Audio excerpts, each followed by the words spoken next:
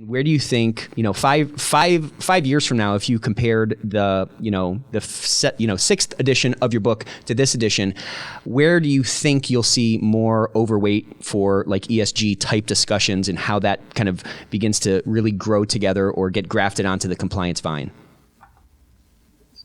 So my final chapter of the book, it's very biblical. I have 12 chapters, and the 12th chapter is really looking down the road, and that's where I focused my comments around ESG.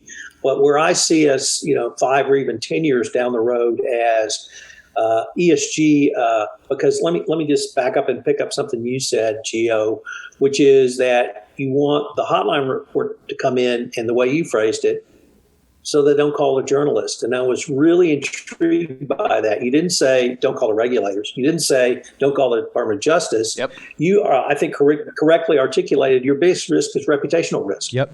And whatever you may pay in an investigation, wherever you may pay in a fine, will pale besides the hit your stock price takes. Yep. If you're a public company. So that risk is the biggest risk. And I think you correctly identified that's the reason you have to have these sensors in place.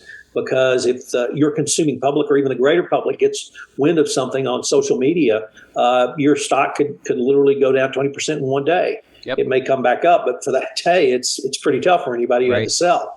So you're absolutely right.